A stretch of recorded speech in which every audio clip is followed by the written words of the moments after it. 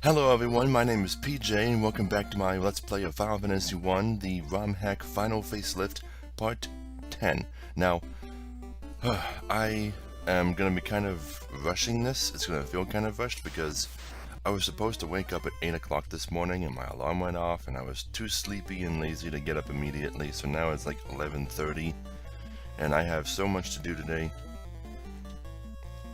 Not that you guys really care about any of that, really.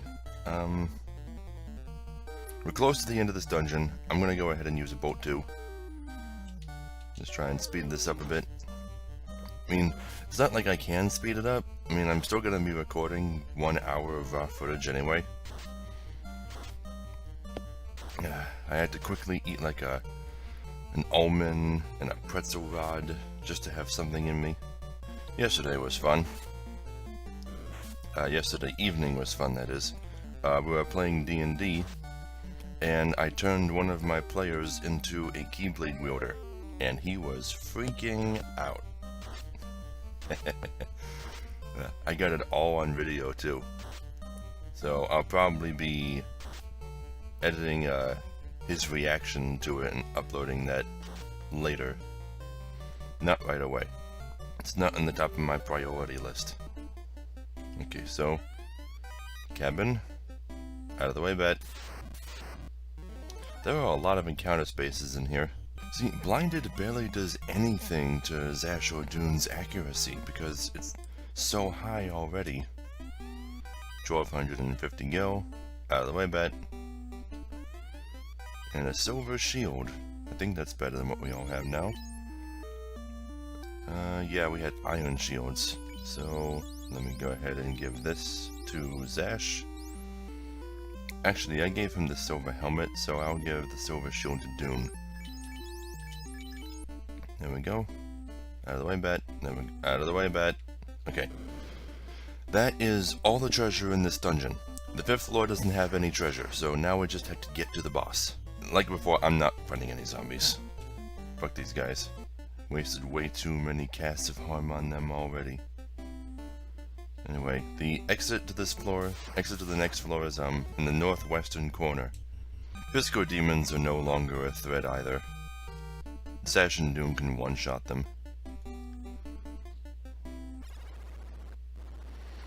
Anyway, this floor might seem complicated, but all you gotta do is hug the left wall. There's nothing anywhere else.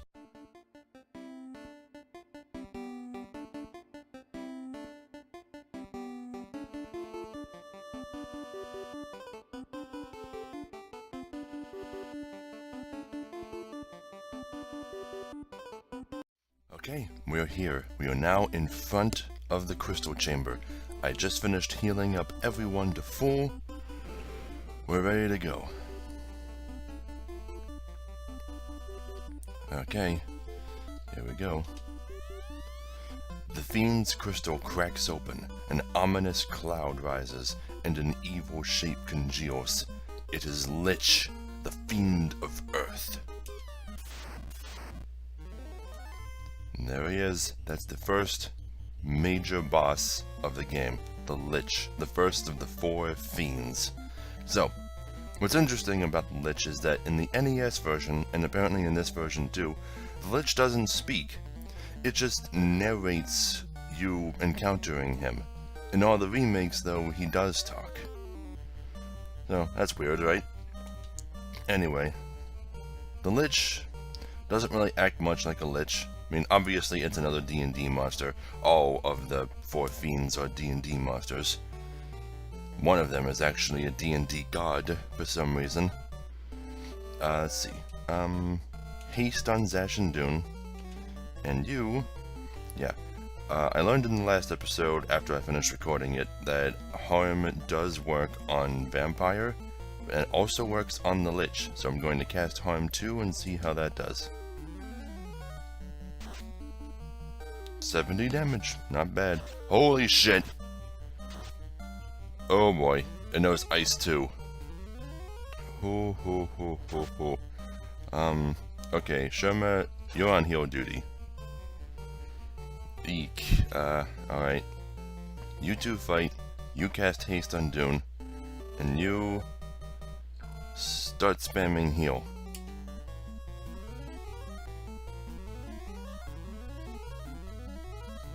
It doesn't do much, but it's all I really got in terms of group heals.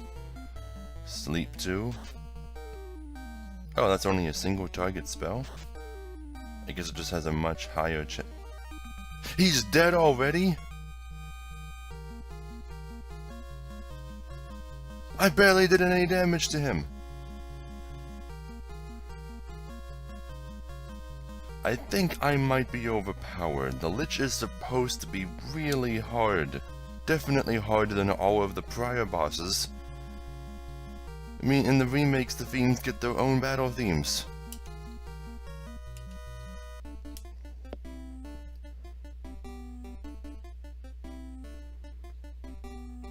Okay. And then we touch a teleporter that... or not a teleporter, that's the next spot up there, but... yeah, but if you open the menu, you can see that one of the crystals is now lit. Which means that the earth is no longer rotting. Isn't that nice? I'm still disappointed that the Lich is so weak. Am I just that powerful? Anyway, yeah, behind every crystal altar is a teleporter that takes you out of the dungeon, so you don't have to walk all the way out, thank God. So, I will see you all back at Melmond.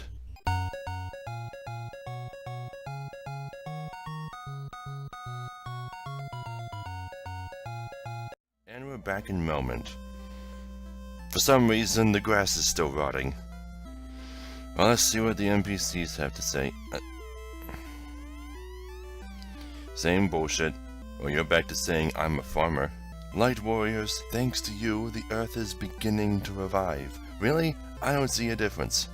Okay, let's see what spells I can get now. Should I get Fire 3?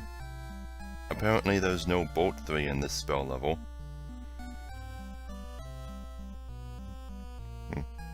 Might as well. Wait, I already know that spell. I do? I don't remember buying it. In that case, I'll get Slow 2. Still can't learn Warp, though, until I get my class changed. Fire 3, Slow 2. Life is the only spell I bought her for level 5. Okay, let's get you... Heal 2. And Cure 3. Awesome. Awesome, awesome, awesome. Still don't want to buy those steel armors, though. We don't need them. Anyway, we are done in Melmond, and now that we have finally lit the first crystal, an NPC in another town we could have visited will finally help us. If you visit that town early, the NPC won't do anything for you until you defeat the Lich. So, now we hop on the ship. Let me open up the world map. Okay. Now what we want to do is we want to head south until we're out of this little mini sea here. Then once we're out into the ocean and just east of Elfheim, sorry, west of Elfheim, we want to head west and keep going until we loop around the map. There's a little dock, kind of like a peninsula sticking out of the side over there in the southeastern corner. That's where we're headed. Because the town just to the west of that, that's our next destination.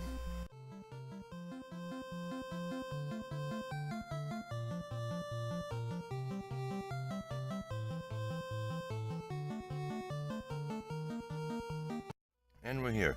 This is the dock that you should land at, because now we have to take a very long walk, actually, to get from the dock to the town. Oh, new enemy. Ankegs, or Ankegs. I don't know how it's pronounced, but it's another D&D enemy. Let's take Fire 3 for a spin. We're heading to a town anyway, why not?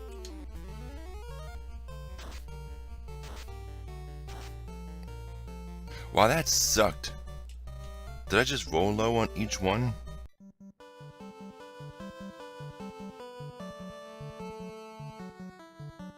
As you can see, trolls are appearing outside now on the world map. And that's not all. Hill Gigases do as well.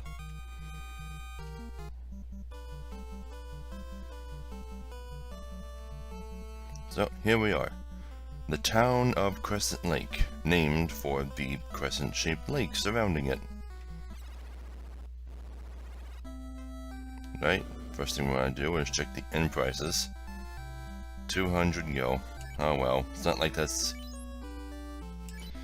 any skin off my nose at this point. Alright, I have a lot of cure potions to buy. That trek through the Earth Cave took up 42 of them. Not bad, but we still need to restock. So, give me a minute. Okay, that's taken care of. So, moving on. Where the hell are all the people? Oh, there's someone. She's pretty. First pink-haired character I've seen so far.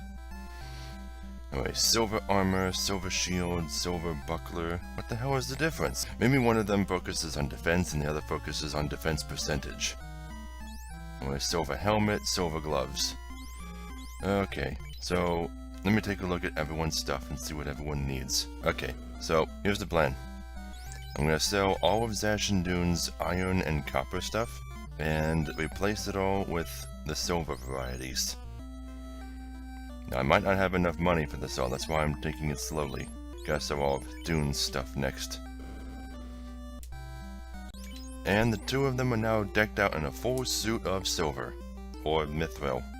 Or whatever. Chroma and Sherma have some stuff to sell too, so give me a second. Yep, everyone looks good. Mage armor isn't going to be much of a thing until a bit later. Light warriors, you can do it! Really? That's not half as interesting as what you say in the remakes. In the remakes, you complain about your no-good husband who always sleeps when he comes home. That being this character. Yeah. Alright, let's see what weapons they got. Silver knife, silver sword, silver hammer, and silver axe. The only upgrades here that I probably even care about are the mage weapons. And it's not that important. I spent almost all of my money, like, already. So let's see what magic they have. White magic. Soft. Good. Goes a spell that cures pet. Oh my god, these cost 20,000 each.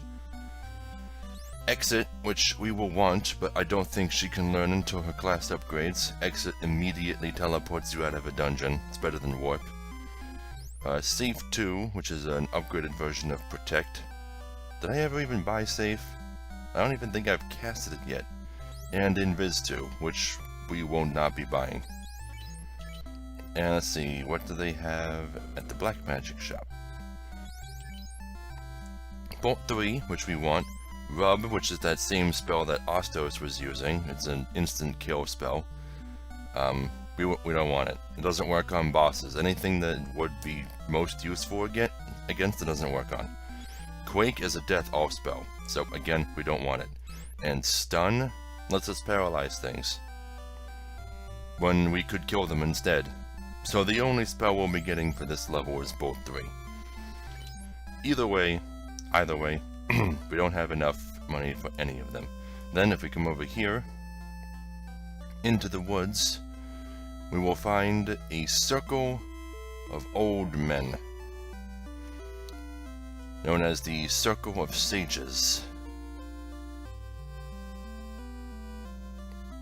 Yep, and we can talk to each of them, and they all have different things to say. We, the 12 sages, were led here by the stars and prophecy. Once the crystals shined with the power of earth, wind, fire, and water. The 4 fiends seized those powers. Yeah, by the way, this is the exposition part. Yeah, that's it. The exposition part. Earth, wind, fire, and water. The world is bound by these 4 powers. Each element's power focuses at its altar. Locate and crush the fiend. Then, to make it shine, place the crystal on the altar it guarded. 4 fiends are bent on the world's destruction. 200 years ago, the fiend of wind teamed with that of the water to destroy civilization. The wind and water fiends are both in the northern continent, which is the place where that civilization we heard about before was destroyed. The earth fiend causes the rot of our land. Not anymore, he doesn't. The fire fiend will burn everything up. As you restore light to the crystals, we will reveal more secrets. Please see us repeatedly.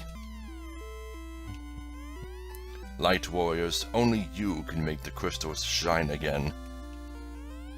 Quickly, before all is burnt, hurry to Gurgu Volcano and stop the Fiend of Fire. No punctuation mark. Great job vanquishing the Earth Fiend. Now the Fire Fiend wakes. With this canoe, go to the volcano and defeat that fiend also. Yes, the canoe is our next vehicle. What the canoe does is it allows you to instantly enter and exit any river from any point, even from your ship. So we can now dock at the mouths of rivers. Any river that empties into the sea, we can dock at. I am Lucan. Lucan is the sage who prophesied all of this. We heard about him in Cornelia. Now all legends and prophecy will be fulfilled. Our path has been decided. Yeah, so the reason we had to kill Lich first was because this douche over here won't give us the canoe until we do. But now that we have the canoe, the game is finally opening up. We now have a choice. There are 2 different dungeons that we can go to now. Actually 3, but there is absolutely no point in going to the 3rd at the moment. But either way, we now have to make a choice. There is a volcano to the west where the Fiend of Fire lives. And there is an ice cave to the north where the Levistone is. And that Levistone will allow us to obtain our final vehicle, which will allow us to go to more places. Defeating the Fiend of Fire now won't get us anything other than the treasure and experience we earned from just completing the dungeon. We can actually save that volcano for last, and I often do, just because I can. Now I have to decide what to do. I mean, I could show you the intended order. You're supposed to go to Mount Gurgu next. You know what? I'm gonna go to Mount Gurgu next, because I'm still pissed off that the Lich was so goddamn easy. So, why put off another fiend and make her even easier to defeat? I'm gonna take her on now. So, let me open up the world map again. Okay. You'll see 2 white dots to the northwest of where we are now. The only way to get to either of those locations right now is with the canoe, which we just got. There is a maze of rivers leading to both of them. Regardless of which one you want to go to, you will have to swim through the... well, ride? I don't know what the proper verb would be, but you have to go through the rivers in order to get to either of them, and the rivers are full of their own new enemies.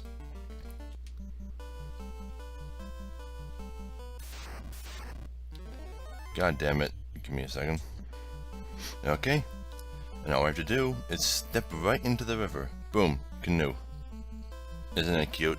Look at that. There's only 2 people in the canoe. Where are the other 2? Yep, so we're gonna start running into a lot more enemies in this river, and they're pretty tough. First is the Hydra, which originates in Greek mythology, but it is in D&D. These things aren't that tough. I mean, they have a lot of health, but they're not that tough.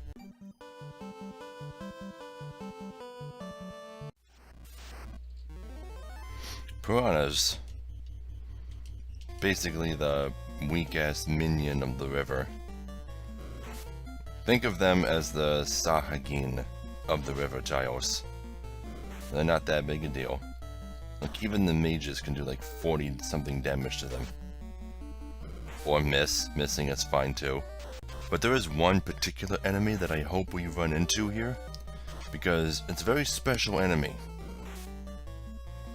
Not special in like capabilities or anything, but you'll see what I mean when we find it. At least these things aren't nearly as annoying as those crazy-ass piranhas in the Tomb Raider games. Zash is level 15, Dune is level 15. I really need to get back to playing the Tomb Raider... that's a dead end. I really need to get back to playing the Tomb Raider series, because I beat the first 3 games, and I was all set to play the 4th, and oh, there it is! The Ochu. That is not a D&D monster. That is an original monster that they made for this game. Unbelievable, right? They made an original monster. Yeah, but that creature, if you haven't played Final Fantasy, then that creature will become a very recurring monster in the series. It's in like almost every game. Yeah, this is where it originated. Very few recurring Final Fantasy monsters originate in this game. It's kind of crazy.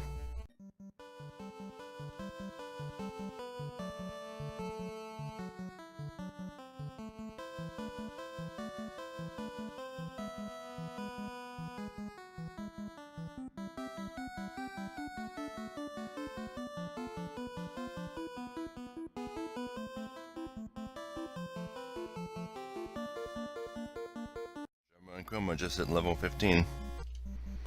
They are leveling fast. I can't be underleveled. But anyway, here we are. Mount Gurgu. Or Gog. Or Gurg. Or Gurug. Anyway, gonna use a house.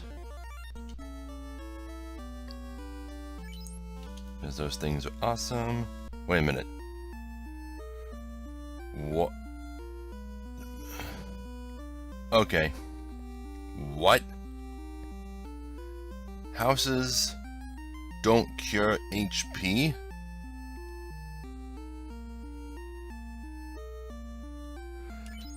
Why? So I had to buy houses and cabins?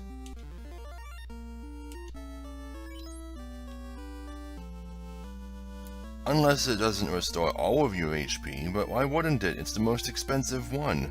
Unless there's another one that I'm unaware of. Anyway, we've rested, we've saved, we have all our spell slots. We're good to go. Hello? Oh, I have to step into the summit? Okay. And now we have the Mount Gurgu theme in its appropriate place. Okay, you see those bright red tiles over there to the left? That's lava. And if you step in it, you die instantly and everyone's sad. No, it actually only deals 1 damage to you per step. And it won't do any damage to you if you just stand still in it.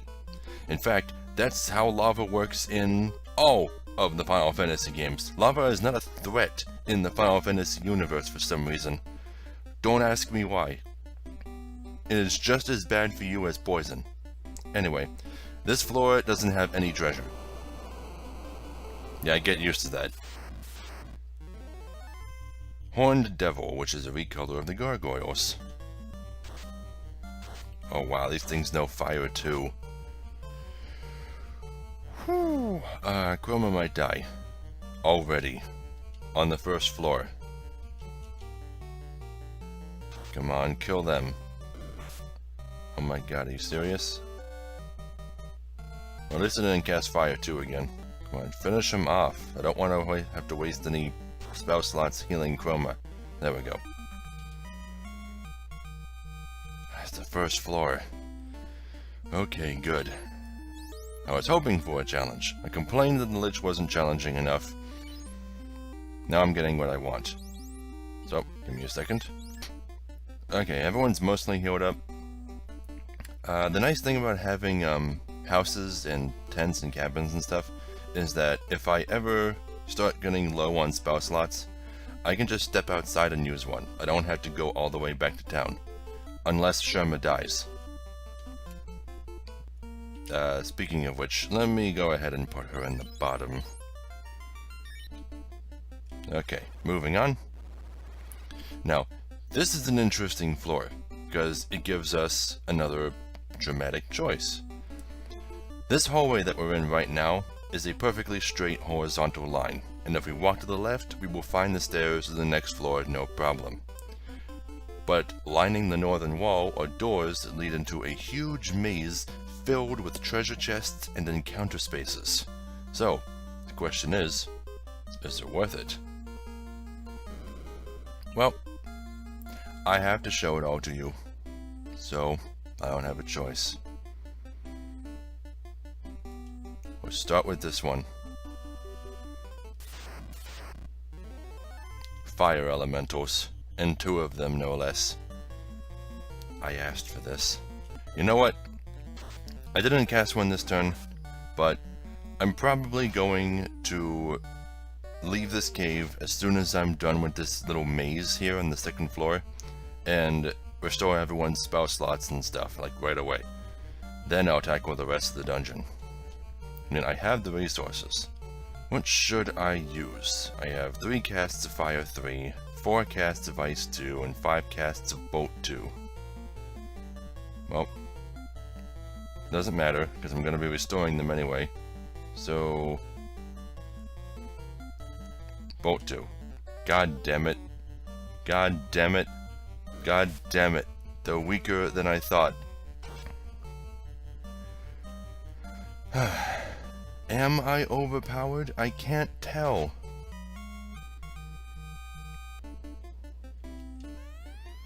Silver helmet. Oh good, I just bought one of those. Oh, that's all I wanted was another one. Pyrolisks, which are recolors of cockatrices, but I don't think they can petrify. Oh, but they do have something called Squint, which I think causes stun. I think that's like Gaze in the remakes. Oh good, another fire elemental. Well, at least I know they're weak now. And this just contains 1520 go. Okay, let me heal up. Okay, moving on. Ankh-eggs. Ankh-eggs appear in here too, huh? Okay, next we want to go up here. So that chest right there, that's what we're going for next. And it makes you walk all the way around this stupid loop-de-loop in order to get it. Oh, okay. Fire 3, please. Burn them all. Burn them all to a crispy crisp. 142, 80, 75, 148. Damn, they're so strong. It could just be that I'm not used to enemies in this dungeon being so strong because I always do save it for later. But this is good. This is good. This makes things interesting when there's actually a threat and I'm not just breezing through them all. I hope that's not an encounter spot. I'd have to fight that again. Okay, moving on. I figured it would be, but it's just a fire elemental. It's so weird that all of the normal random encounter enemies are so much tougher than the ones guarding the treasure chests. Now let's see what's in here. A giant sword. Let's see, I think that's supposed to be strong against giants, obviously, but let's see how tough it is. 3667, 3872, hot damn. It's much better. Okay, I guess that trip was worth it. Now I gotta go all the way back around. Now let's see if we run into 4 Ankh-eggs again. Ooh, Pyro Hydra. We're running into recolors of the Hydra already? We just met you. Cremate? Ooh. Yeah, that's what's known as a non-magical spell. Or a special attack, if you will. Basically, they're allowed to use stuff like that even if they're silenced. But why the hell would you ever silence an enemy anyway? Unless it was like a boss that cast magic, in which case it's probably immune to silence anyway. We just got here, and I've already used more cure potions than I used in the previous dungeon. I might have to go back to town, but I'll do that between episodes. In fact, once I finish this maze, I'll go back to town. Or once I hit 1 hour, because I gotta stop at 1 hour. I'm at 50 minutes now, and I have a lot of other stuff that I have to do today that I told myself to wake up early to do, and I'm 3 hours late. 4,150 go. Okay, next we come up to the northern wall of the maze and go all the way around. There's 2 chests down there, which are next. Why can't I walk down there? Okay. More horned devils. These are the ones that can cast fire too. Well, you know what? I'm just gonna cast Fire 3. What you think about that? See how you like it. 44 and 47. Why does it do so little? Oh dear.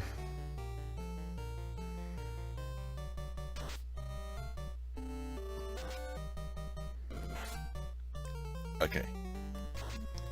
I am certain that elements do not work in this. They didn't work in the NES version, and the page for the ROM hack did not say that elements were fixed. It was very clear that no gameplay was changed. Okay, moving on. At least one of these chests is guarded. Yep. Just a fire elemental though. These things are a breath of fresh air compared to all the random encounter enemies. Especially those horned devils. And what's in here? 750 go. Was that really worth guarding? 795 go.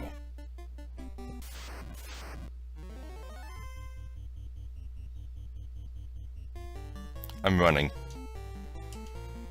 I'm gonna have everyone except Sherma run, and I'll have her cast a heal while we're running. Okay, good. Then I didn't get wasted. Unless it does. No, good, okay. Alright, next up is this room down here with all the treasure chests. Look at all of those treasure chests. And you can bet your ass that they're guarded on all sides. So, of course the entrance has to be guarded too, why not? Okay, so, moving on. I'm gonna go this way. Yeah, this room is pretty crazy. This is like a treasure hoard. This is the shit that's supposed to be guarded by like dragons and stuff. I have 22 cure potions left. Silver gloves, which I didn't have to buy.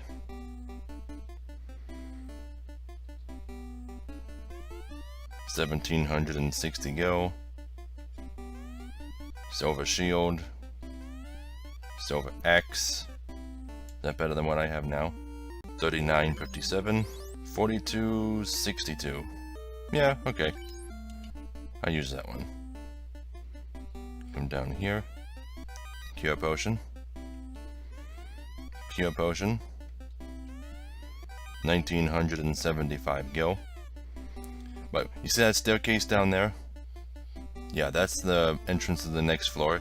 That's where you're going to see me at the start of the next episode, because after I get all these chests, I'm gonna go back to town, refill all of my cure potions, and then come right back here. And that's where we'll pick up. So, cabin. Cool. Cure potion.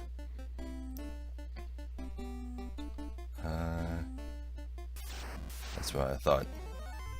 A lava worm. Oh boy. You shouldn't be too tough.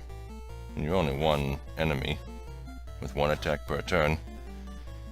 See, that's the problem that solos have in D&D 4th edition, is that even though they have lots of hit points and do lots of damage, they still generally only get like one attack per turn. But in 5th edition, enemies with higher CR, enemies with higher challenge rating, typically get multiple attacks per turn. So they actually are more of a challenge. I never really liked the idea of solos in 4th edition anyway, so I started using them sparingly. 1455 gil, and a silver helmet. Okay, that's it. Those are all the treasure chests, and that's all the time I have. So, thank you all so very much for watching. Like I said, when the next episode starts, I'll be in front of that staircase. So, see y'all later.